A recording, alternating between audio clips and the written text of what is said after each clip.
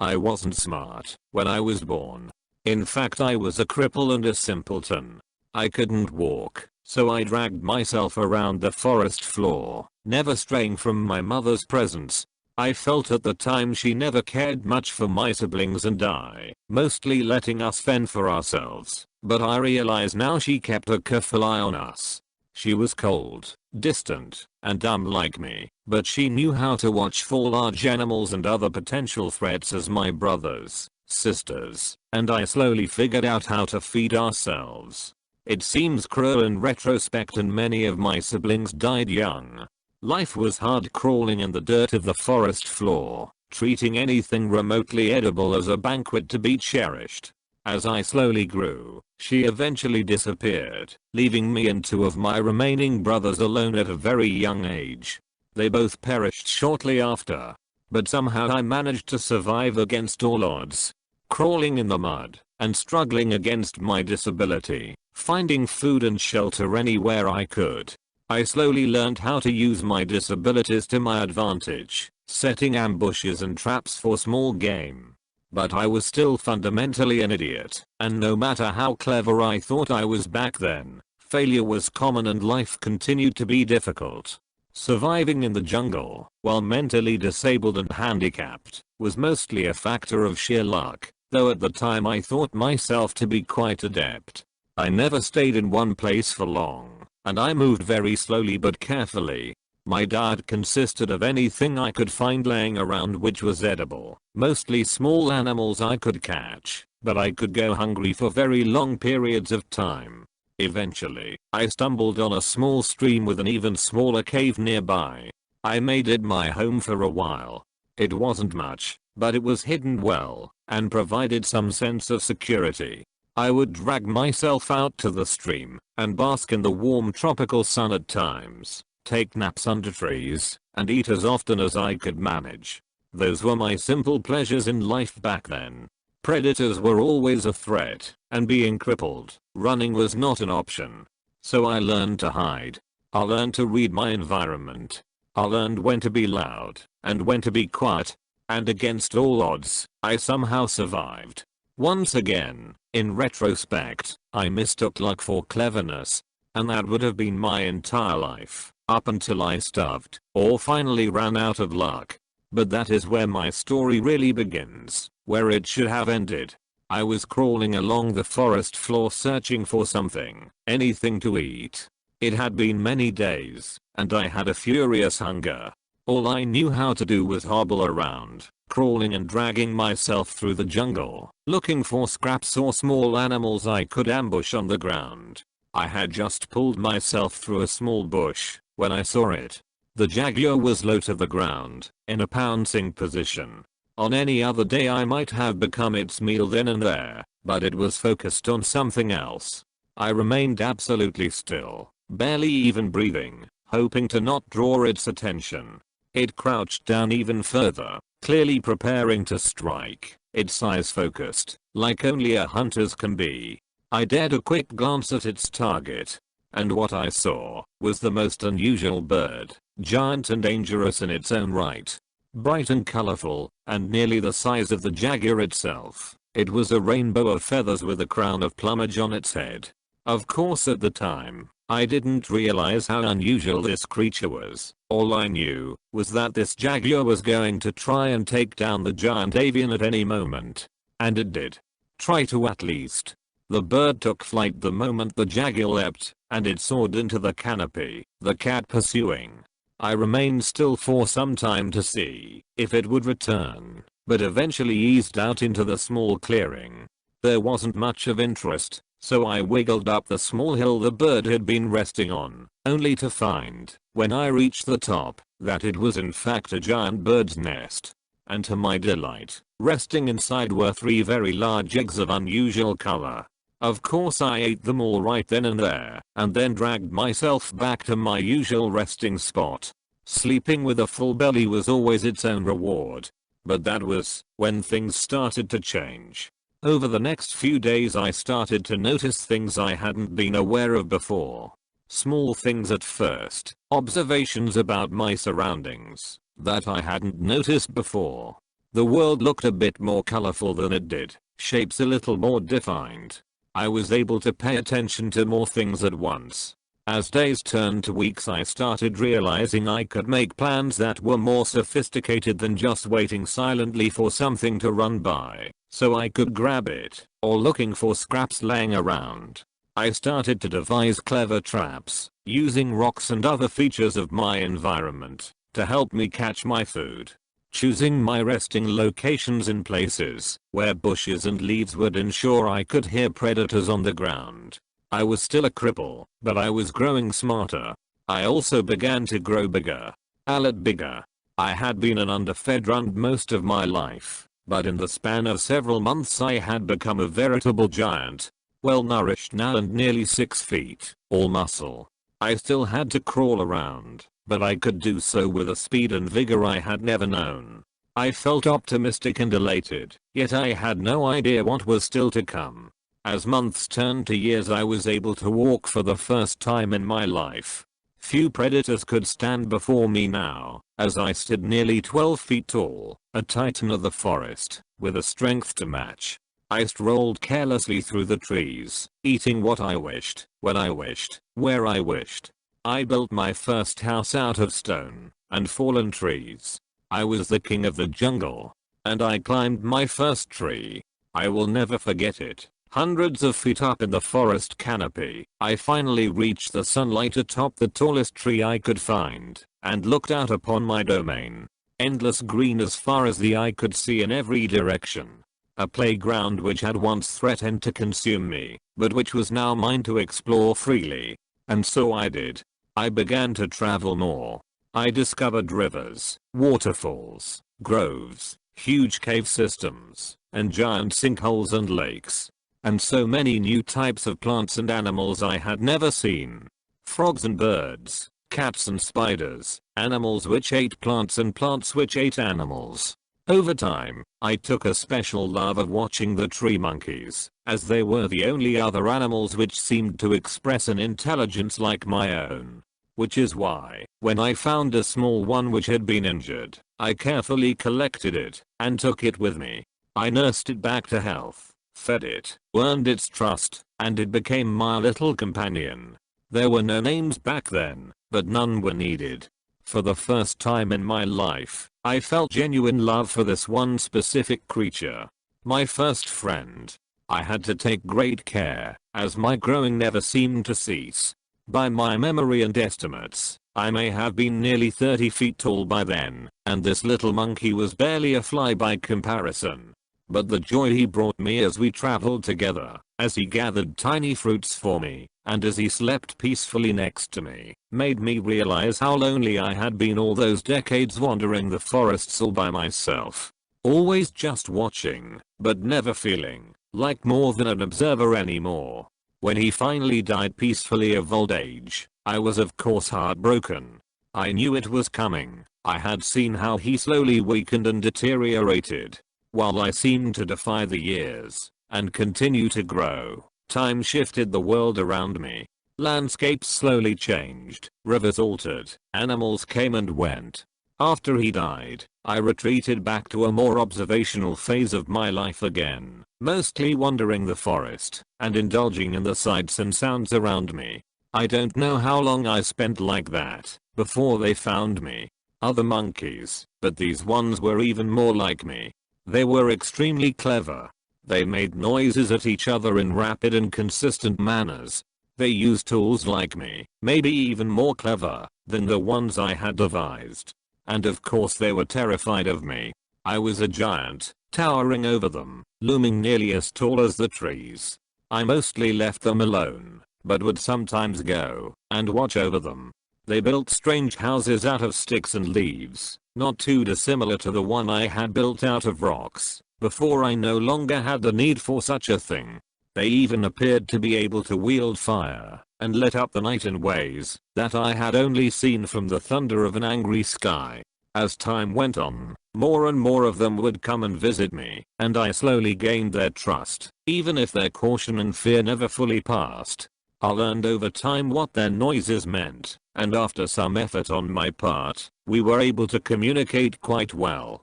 They would often come to me and ask questions about the area. Good hunting grounds, water sources, places to make a new village. After all, I had been almost everywhere. One day some of them started leaving strange carvings in stone around where I slept. I asked one of them about the artifacts, a youngling who had come to ask for my help removing a mighty tree which threatened to fall on his hut.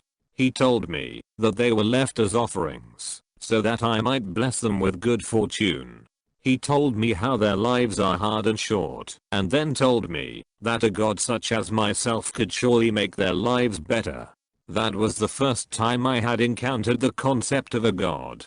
I had taken a liking to these little ones, so I had already been aiding them with my knowledge whenever they would ask for it. But he was right, I could do more. Much more.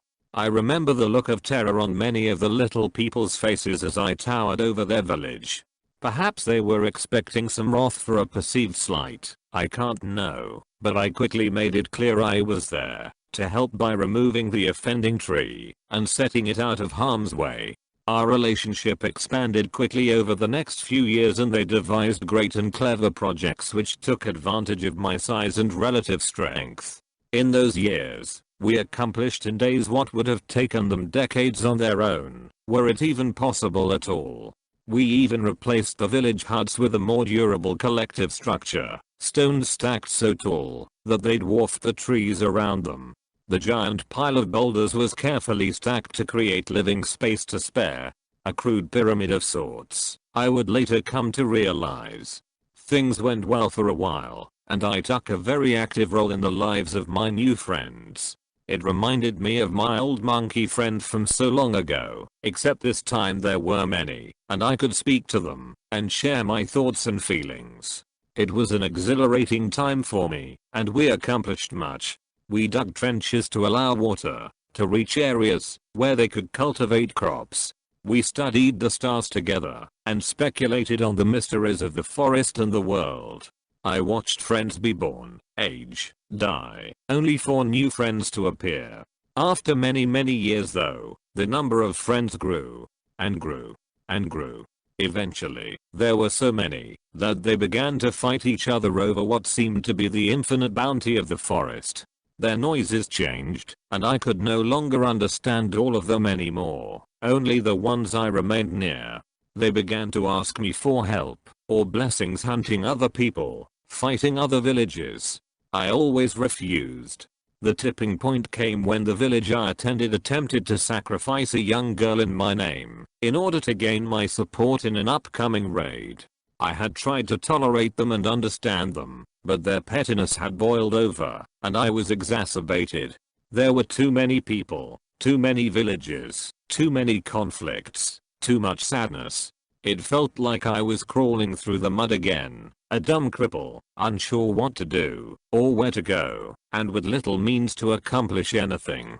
I realized the moment they placed that little girl on the altar, that I had forgotten what it meant to be helpless. So I accepted their sacrifice. I took the girl, and I left that village, and never returned. I went as far as I could away from that place and I did my best to take care of that little girl. She was small and frightened at first, but grew to trust me over time. We traveled south, until we reached a great cliff with a waterfall, far away from the little people. I built her a little house of stones at the top of the cliff right next to the waterfall, with a spectacular view of the forest below. I didn't even think to ask her name, until she took the initiative to tell me, much later. Names have no meaning in the forest, but I discovered it was Sakneet, an old and beautiful name I will never forget. We were together for a long time. She grew up, and once again more little people discovered us. Once again they would come and ask for advice at first, and once again their requests would grow to be increasingly more and more demanding. Untrusting of the little people now, I would often withdraw or refuse to speak to them. Often I could not even understand their noises anymore.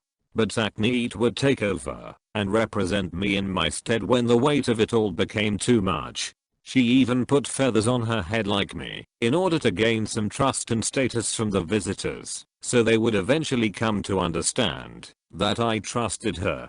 After a time, it almost became expected that she was the one you would speak to when you came to me, which I was fine with. She never once misrepresented me. We were both children of a similar fortune, abandoned by fate, but then entrusted with something special we could use to help others, and I knew she could be trustworthy. I slowly came to understand that she was good at what she did. I watched her mend divides, forge alliances, and eventually even end a war. I was a simple person of the forest, but she was a politician and she knew how to use my name and power to change the little people, to make them better. I loved her more than I even loved that little monkey. She was kind, gentle, but intelligent and uncompromising. She taught me things I had never heard of, things she learned of from our visitors. We had no needs, so knowledge was paid for with knowledge. Forms of what I would later find were arithmetic, astronomy, philosophy, and more slowly arrived bit by bit. It gave me a new window into the world around me, one I had never given its due consideration despite being more ancient than many of the trees. It always amazed me that these little people were so creative and intelligent, and it was her. She was the one who in the end inspired me to put my faith in them again. I started to take a more active role once more, but being mostly stuck in one place, I studied and philosophized and tried to make myself useful to the little people in the ways I could. I slapped up knowledge, and I offered it back to any who asked. I was too big to move so freely around the woods now without laying waste to it, but the little people seemed more than happy to come to me. Sakneet even gave me a name, and while the little people had called me many things before, this was the first one I truly took to heart. And in those years, my heart grew nearly as fast as I did. When she died I was once again heartbroken. It was a tragic accident. Nearly 140 feet now. I was so massive it was hard to even move through the woods anymore without trampling everything in my path. I tended to just remain in the same spot near the top of the waterfall as a result, and spend most of my time asleep, or staring out over the vast and beautiful jungle, framed by the mountains hundreds of miles behind it. I don't know why she had come so close to me while I was sleeping that night, or what cruelty of fate caused me to roll over, but when I woke up I found I had accidentally crushed her to death. I could barely even recognize her. I had seen the little people cry before, but that was the first time I myself had ever truly wept. I hadn't even realized I was capable of it. I retreated deeper into the forest after that, avoiding everything. Everyone was so small, and I was so dangerously large. I just wanted to go hide in a cave somewhere and never come out, but even finding such a large cavern now would seem nearly impossible. As was so often the case in my life, I do not know how much time passed, probably ages, but eventually the little people found me again as they always did. But this time it was different. They remembered my name. They brought me food and gifts. They once again asked for my knowledge and my help to save and improve their lives. I enjoyed their company despite my distrust, apathy, and depression. Eventually though, they asked me to come with them to their town, and after much deliberation I finally agreed. What I found when I arrived there was a landscape drastically transformed. The massive destruction of a forest replaced by farmland, and a great city made of stacked stone, much like the one I had made so long ago but much more refined and massive. And the number of little people was uncountable. The forest's devastation was so great that I could not even see the trees on the other side of the city. I just stood there, towering over everything, and felt horror ripple through me from my head to my toes. I felt as though this was somehow all my fault. I should have known this would happen. I should never have helped the little people, for they were so smart that the forest itself had become their prey. Or maybe I should have helped them more, taught them better to be stewards of the forest, not destroyers of it. I immediately left without a word back the way I came. They followed me yelling and crying my name for some while before eventually giving up and returning to their desolation of a home. I went further south. Far further south. I dreamed about that bird from so long ago. Was it the last of its kind? What destruction had I myself wrought on it, or its species, when I ate its eggs? I wasn't intelligent enough to have such thoughts back then, when I did it, but now it was always there in the back of my mind. How easy it truly is to destroy something beautiful out of sheer ignorance. I finally found a new cave, my cave, large enough for me to fit in snugly, and I went to sleep. As always, I do not know for how long. Ages most likely. And once again I was awoken by the little people. They hadn't changed much by my perception, but their noises were new. It took me some time to understand them again, but once I did, they told me of how things were. An empire, they said, greater than any before, and cities of stone which fed and housed vast numbers of little people. I could only barely imagine how so many of them could survive on the fruits of the forest, but they told me they no longer needed the forest. They claimed to have tamed the wilds. I remember at one point asking one of their supposed wise men what had happened to the old little people who I had once seen doing the same thing. He told me their cities had been abandoned long ago, and they had retreated back into the forest. This gave me some hope, and I believed that in time they too would return to the forest. I did not tell him my thoughts though, I simply sent him away. More and more of them flooded to me, and before I knew it, they were erecting monuments all around my cave, destroying trees and slaying animals in the process. I tried to chase them off, but they would always return eventually. I fled them in a fit of anger one night after years of fitful and interrupted slumber. I went further south. Eventually I found another home. One of many in my travels, but it was suitable. Deep, dark, and hidden in the bowels of a sinkhole. Nobody but I could get down this deep into the earth, so here I would finally be safe to rest. No more little people. No more sadness. But this time it was a different kind of noise. Grating, whirring, ripping noises. Alien noises and the smell of fire and ash. I don't know how long had passed, but when I woke, deep in my hidden chamber, I knew something had changed. These were not noises of the forest or even noises of little people. I had to investigate. When I peeked out of my cave, I stood up and looked over the trees to see smoke filling the air and huge swaths of forest completely burned to the ground. I went to go see what was happening and observed the little people burning and chopping and tearing at the trees with strange tools I had never before seen. Noisy tools. Violent tools. Some of them spotted me, and it wasn't long before they were screaming and fleeing in mass. I couldn't understand. There were no crops here, no city. Why were they destroying the forest, burning it to the ground even? Not even using the wood from the trees as they used to do. I walked through the devastation and saw it stretched out seemingly forever. In the distance I saw strange buildings, very different from the stone and thatch ones I was familiar with, and vast herds of unusual animals I had never encountered before. The forest had turned to grassland at the hands of the little people. I stood watch over the area for a few years, frightening off those who dared trespass. I wandered around and patrolled, destroying the infrastructure the little people used to attack the forest, wherever I found it. I took care never to hurt any of them, and it wasn't hard as they always fled in my presence. I became cold-hearted though, and felt the little people were a plague, a disease I had allowed to fester. Once again, I believed this was my fault, that it was something I could have prevented. Time continued to pass. Many suns, many seasons, many years. I remember one day I saw a strange bird fly overhead. I now know it was an aeroplane, but at the time it reminded me of the bird from when I was just a young cripple. Giant and majestic, beautiful. I tried to follow it, but it was far too fast, and I watched it disappear over the mountains. I remember wondering what new lands the bat would discover over there. Maybe ones without little people.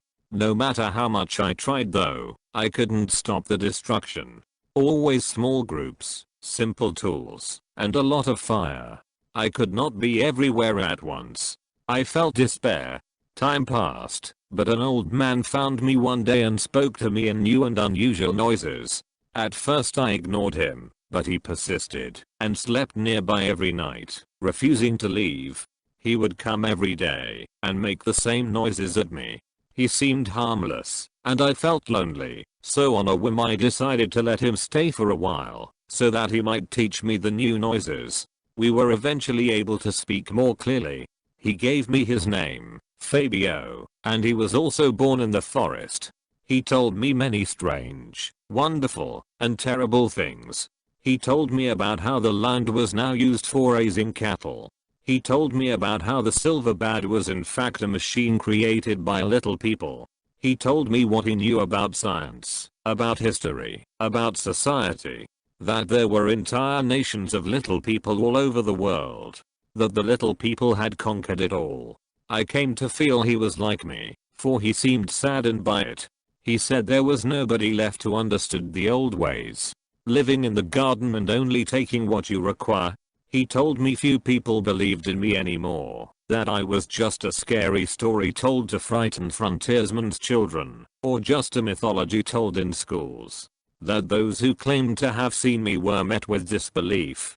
And he said he had seen me as a child, when I had run off his parents at the edge of the forest, and that he had spent his whole life searching for me since then. The little people were always full of surprises. I took him in, and his welcome company and knowledge warmed me as I continued to hide in my cave.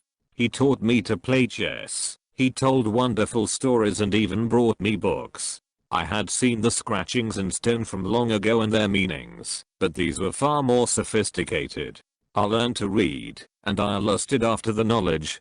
He would go out once every few months, and bring back more books, photographs, and at one point even a motion picture for me, which I devoured greedily. Years passed almost in an instant and I barely ever left the cave.